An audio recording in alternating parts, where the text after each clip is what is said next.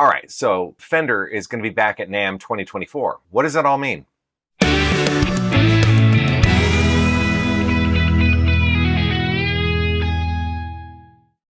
Why, hello everybody. Hi everybody! It's been a while. Welcome back to the channel. It's been a couple months. I mean, I've been taking kind of a little bit of a break to work on myself, to get some things right again, because I was kind of, I was kind of in a place where I needed to reinvigorate everything that was going on around me. So I have taken steps to just try and do some personal reflection and blah blah blah blah blah. Nothing that you guys want to hear about. 'Cause everybody hurts.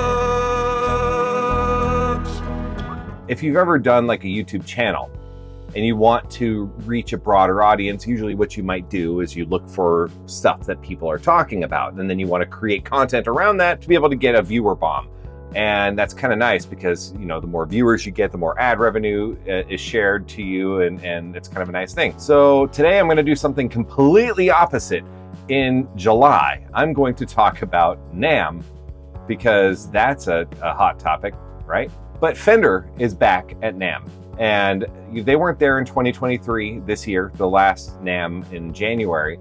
And none of us expected Fender to be back. And a lot of people, including Fender employees, have even brought up to me that Fender's probably never going to come back. And let's take it a step further. A lot of people have also claimed that NAMM is going to be doomed. It's been speculated for, you know, at least the last decade, if not decades. Yeah, has NAMM kind of reached its pinnacle? Are they done? Well, I think NAMM has evolved enormously, and they are trying to kind of reinvent what it is that they do and the audiences that they're trying to reach. So if we go back in time, you might actually find out that NAMM started, I want to say it was 1902, 1903, I think it was 1902, in Baltimore, Maryland. That's a long time ago, right? I mean, 1902. When we think NAMM, especially when I'm talking to guitar players such as yourself, you might be thinking like rock and roll. You might think of like over-the-top presentations and really cool gear that's being announced. I mean, everything that has to do with what it is that you do. Yeah, so we talk about the NAMM show in a very, very limited scope as guitar players. As drummers, the same kind of thing. But NAMM is huge. It is a really, really, really big ordeal. If you've ever been to the NAMM show before, and you have decided to break away from the guitar hall, or in this case, Hall D, it's a really big place. NAMM is actually an acronym. It stands for National Association of Music Merchants. What it was designed for, pre-internet, it was a way for manufacturers and distributors to connect with their dealers, to show off what's brand new, all that good stuff. So buyers from all over the world would show up to the NAMM show and see what was new, get excited about it, try and kind of think about what their customers would want back in their hometown, their home state. So they would set up meetings and stuff like that to try and talk about terms, like we want to be able to buy 300 of these instruments and we'll pay you back in this time frame, stuff like that. And this is kind of where all that stuff would happen. It was at the NAMM show. But if I can take you back a little bit in time to the 90s when I was a kid, the NAMM show was this mystical place. I was never allowed to go because I was just a kid who loved gear, but I wasn't in any business to buy or sell. I could barely afford to buy like $150 guitar at the time. I had no business to fly from the Pacific Northwest up in Washington State down to Anaheim to attend the NAMM show just to gawk. It didn't make any sense. So I never really went. It was always this mystical place that I needed to go to at some point in time. And that's what the NAMM show was to a lot of people. And in some cases today, it's the same way because the NAMM show is held in Anaheim, California. It used to also be held in the summer. So right around now or getting ready, coming up soon, would normally be Summer NAMM in Nashville, which would be a little bit smaller of a NAMM. Not as much hype or fanfare, but there would still be new products and stuff like that. So there was typically 2 NAMM shows that would happen a year. The Nashville NAMM show has announced its return, but it's going to mostly be focused around education and not around new gear. Whereas the Anaheim show in January is going to be focused around gear. Now, I don't know if it's going to be around new gear anymore, but that's kind of like, you know, the MO of the NAMM show. When you go to the NAMM show, you want to attend it. you want to see what's new. The gear show is still going to be in Anaheim in January, or the winter. That'll be Winter NAMM, or just in this case, I guess it's going to be just the NAMM show. So obviously COVID changed a lot of things. It became this catalyst to reinvent what the NAMM show should be. COVID lockdowns happened, and you know, we had that flatten the curve thing that was supposed to take place over the course of a week or two, and then it turned into a year, and then it turned into a couple of years, and you know, we could talk about that all we want, but we're not going to do that because that just opens up another can of worms that I don't want to touch on this channel. But COVID really did change a lot of things, and a lot of people got their stimulus checks from the government, and they all of a sudden had money to spend on top of being able to work from home. So there was some extra cash floating around, and people were dabbling in flipping gear, like buying and selling on the used market. They were dabbling in DIY kits. So the surge of DIY kits went way up during COVID because people were bored and at home and just wanting to do something that they loved. Yeah, there was a lot of like straight mail order stuff that was taking place.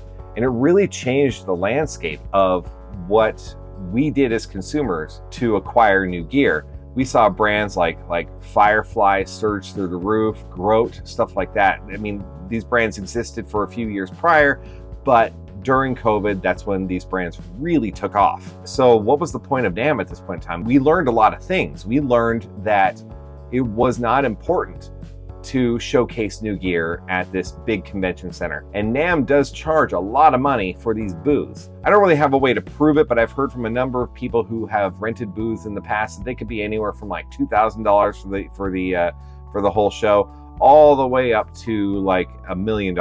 And those $1 million places are going to be like, let's talk about like Gibson, for example. If you've ever been to the NAMM show, or you've seen footage of the NAMM show in years past, you would see that like Gibson, Fender, PRS, Taylor, all of them had these giant rooms upstairs, these conference rooms, and they'd fill them up. They'd put a live sound stage in there as well for performances from major artists, and they would showcase just about everything they had. So these booths were massive and very, very, very expensive. A lot of these brands, like why would I ever want to go back to NAMM and pay that much money when our brand is doing great after COVID? There's just no point in spending that kind of money. And in some cases, to a lot of people, there still is no point in spending that kind of money. It's a lot of money. I've heard of other brands that are not nearly as big as Gibson and Fender spending like $250,000 on a booth across the weekend. That's a lot of money. Now, if that return of investment is there, that's not a bad thing. And a lot of vendors do see that return of investment. So who am I to say that it's a bad thing for them to do? People might talk about, you know, where that money could go. You could pay other people's salaries and stuff like that. I mean, I get it. I've heard the arguments, but also you want to make sure you enhance the brand to make sure that you keep people employed. So there's that argument as well. But now we got to look at what NAMM is today.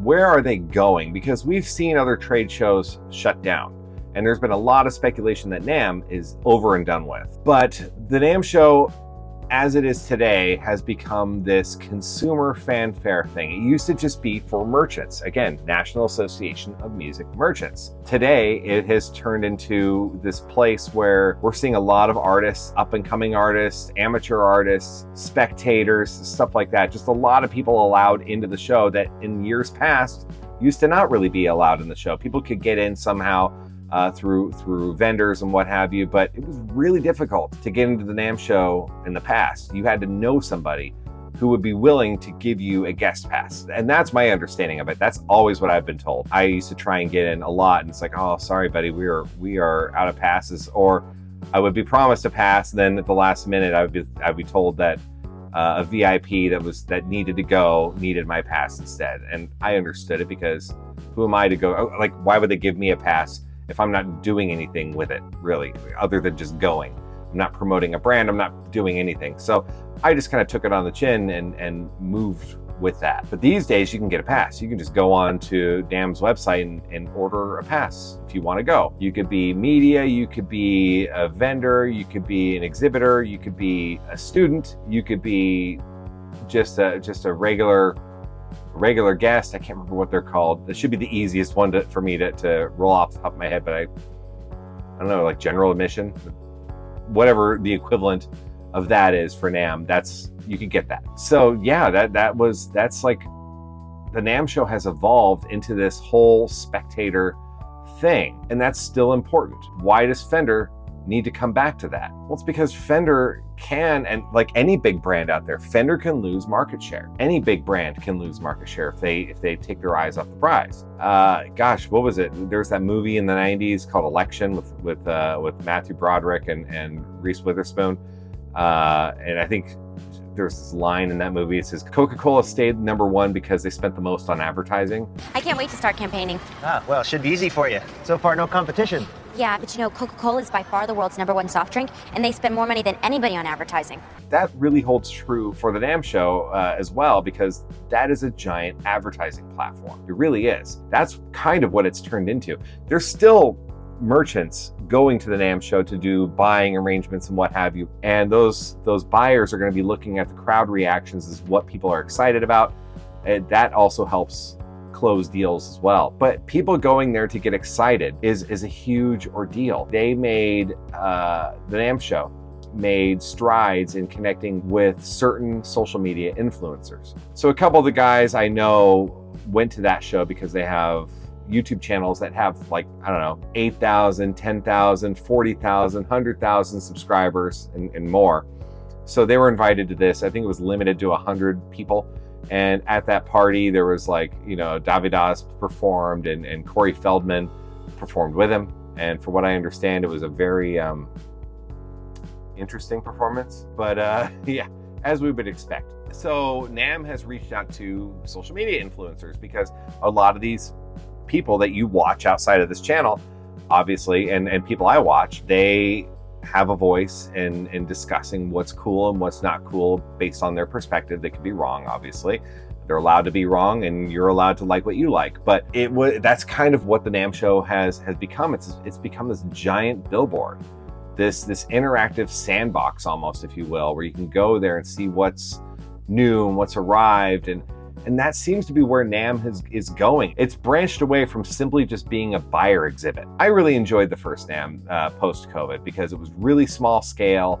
It was a lot of vendors were missing, obviously, when we saw the absence of Fender, Gibson, PRS, Taylor. Gosh, I mean, there's such a list. Boss and Roland were missing, and I mean, it's a big, long list. Oh, Schecter guitars, they were missing. Yeah, a long list of vendors missing from the NAMM show. And so a lot of people thought the writing was on the wall. NAMM is done. It wasn't. The last NAMM show, Boss returned. Now, it was funny how Boss returned because, as I understand it, when I was talking with some of the employees, they had no intention of going. And then they were on a conference call with one another, and they were looking at the next few months ahead, and they realized they had an open schedule in January. And someone on the call was like, we could, I don't know, go to NAMM. And that became how Boss returned. Now, Roland really didn't make much of a return themselves. I mean, obviously, like, the jazz chorus was there and what have you, but Roland itself was pretty MIA. Boss was there as a booth, and that was the smallest Boss exhibit I've ever seen at an NAMM show. Usually Boss occupies an entire corner of a hall, and it's Roland, Boss, and everything like that. In years past, I think the last time I saw that was 2020, but they returned last minute. So Boss was back. Now, whether they'll continue on, I don't know. And then Fender just announced that they're returning. Now, what does that mean for Fender? Why does Fender need to return? Because Fender is a target. They really are. I mean, think about it for one moment. How many Strat copies are out there on the market? There's a load of Strat copies. Strat copies are everywhere. They're everywhere. And if there's not an exact Strat copy, there are lots of Strat-inspired guitars. Like, I'll see Strat pickups or a Strat pickup configuration in like an offset design, or I'll see a Strat pickup configuration in like a Les Paul design. Regardless, there is always a way to get that Strat sound out of other guitar designs, if not like an exact copy of Stratocaster. And Stratocaster copies go all the way from cheap to like, you know, like $60, $70, $80, all the way up to like $4,000, $5,000, $6,000 for a boutique Strat copy. So Fender kind of does have to make their presence known. They have to make this big splash, because if they don't return, and you see brands like Friedman and Sir, and you see other brands, like you go into the import section where you'll see brands that have mostly a presence in Asia, and you'll see like a lot of Strat copies over there too. from like Grote and oh my gosh, IYV. There's a Sire brand, the Larry Carlton brand. They have made a big presence at the NAMM show. So I mean, Fender does kind of have to defend their brand. If you really think about it, it's important that they have that presence so people know today, Junior, move to the spectacle that is the Fender booth. So Fender does need to return. Now, last year, Gibson was heavily rumored to secretly return for the show at the last minute. So there's a lot of talk that Gibson might be there, and they weren't. I mean, I'll cut to the chase. They weren't there. I went. I mean, I looked for it. I was mostly in Hall D the whole time. I didn't spend much time anywhere else. I did go up and look around, and they weren't there. But Gibson, from what I'm gathering, is probably pretty close to returning as well. And it's a good thing, because Gibson is, they're a brand that is known and respected by a lot of people, not by everybody, but by a lot of people. They've been around for a long time. The Les Paul is an iconic guitar, the Flying V, iconic, the SG, iconic. There's a long list of guitars that Gibson has put out that people still lust after today. And so it's important that Gibson returns at some point as well. Paul Reed Smith, I would imagine, will return at some point, and Taylor guitars, I imagine, will return. I don't know about Schecter, because everybody I've ever talked to at Schecter, I have a lot of contacts there, and my friends at Schecter don't believe that they need to return. They like to set up parties outside of the NAMM show. So last year they set up a party at a nearby hotel, and they brought guitars there to put on display and put on a rock show. They didn't have to pay NAMM a dime for renting a booth. So the money that they would have spent in years past, which could have been in the hundreds of thousands of dollars, was reinvested into a party. And whether that went over well, I don't know. I didn't attend it. I was invited to it, but I just didn't make it over there. So I don't know if it was worthwhile for them to do that or not. So they could very well possibly make a NAMM show return, in addition to, like, you know, Gibson and Paul Reed Smith and Taylor and yada, yada, yada. So do these other brands need to make a return? I don't know. I think it's a smart move, unless the price to rent a booth is just not gonna line up with your marketing. I understand why they wouldn't want to return at that point. But for the most part, like brands like Fender, they're coming back. They have to come back. It's important that they come back. They're going to be representing their Squier line, their Fender line, their custom shop line. It's important that they show off their new stuff, because Fender in years past has always been a very, very, very packed booth. So it's important for them to make sure that they make a splash, especially around social media influencers such as myself, who promote so many great products. I'm just kidding. I mean, I do, I think. Pretty sure. But yeah, people like myself, as well as other social media influencers, bigger channels and what have you, they want to be able to go in and show off what's new. And it's important that Fender gets that marketing out there as much as possible. So if you really think about it, these booths that serve as a platform, like a destination for people to go to, I mean, they pay a lot of money for that, right? But they're not paying us to go through and walk with a camera and talk about it. So they get all these mouths that go off into YouTube, TikTok, Facebook, and Instagram, and we talk about their products. So they're getting advertising all over the place without having to pay for advertising all over the place. All they have to do is pay for that NAMM booth. So that might be worth it, right? I think that's worth it. You get all these mouthpieces talking about your stuff for free. I don't know, it's pretty cool. So I think that's what the NAMM show has in store. I think the NAMM show going forward is going to be more of like this exhibition. It's going to show off some new products. It's going to still be there for buyers to show up and make bulk orders to try and get ahead of the curve and have most of the available products before their competitors do. That's an important ordeal. But I also think it's important for spectators to go through, and I think the NAMM show has really, really changed, or is trying to change, how they conduct business moving forward. They want you to go to the show. They want you to get a hotel room nearby. They want you to fly in. They want you to support the Anaheim economy. They want Anaheim to welcome them back with open arms. They want people to talk about gear. They want people to talk about the NAMM show. They want it to be a spectacle, and it is. It's still a spectacle. So if you want to know if you want to go, if you should go to the NAMM show, I mean, if you've never been, definitely go, and plan to go for at least 2 days. If you can only go for one, that's fine. You'll be moving through kind of quickly, but 2 days is pretty fun. Let me know what your thoughts are on the NAMM show itself. Like, is it a waste of time? Is it important? Do you not know? That's okay to not know. Being kind of like uncertain is an okay thing. We don't all have the answers. We're just all spitballing and speculating. And don't forget, if you do like content like this, make sure you like, comment, and subscribe to the channel. Hit that little bell notification to be notified when I do upload new content. But let me know down in the comments what your thoughts are. I'm curious to know what your thoughts are on the NAMM show and what your thoughts are on Fender returning to the NAMM show. That's kind of a big deal. And if there is another brand you want to see return to the NAMM show or just show up at all, let me know down in the comments and we will see if we can talk about that one in the future. So with that out of the way, thank you guys so much. And I look forward to seeing you on the next video. Take it easy, everybody.